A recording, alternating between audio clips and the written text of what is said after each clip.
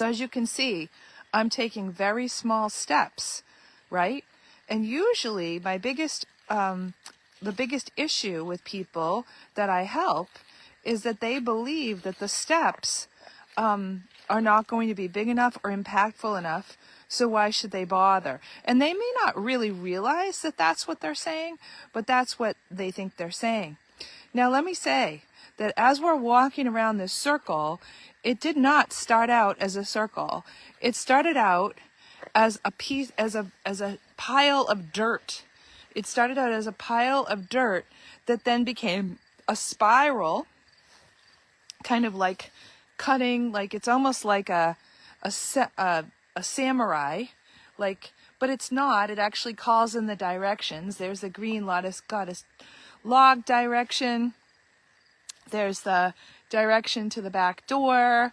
There's the direction to the Beacon of Light office, and there's the direction to a future really cool feature right there at the end of the fence, okay?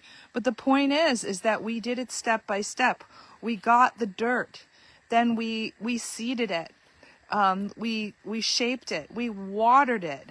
Then once it was there, I said, hey, you know what? Let's make a circle around this. So one night we made a circle, and then I said, okay, well, what's going to go in the circle? And then we came up with, maybe let's do some stones, and then they ended up being wood, and then we had to get the wood, and then we had to, we chose to oil the wood. And then we chose to find these other cool pieces of wood that was going to go around the fire. And then we got a fire band. And then I said, well, I'm doing a circle. Oh my gosh, like, how am I going to do this? And what happened was step by step by step, things came into fruition. And this was several months ago. I came up with the idea of doing a spiral in the backyard of my home, which is right now the only location of the Beacon of Light Center. I came up with that in March, and I knew I wanted to do it on my birthday, which is October 4th.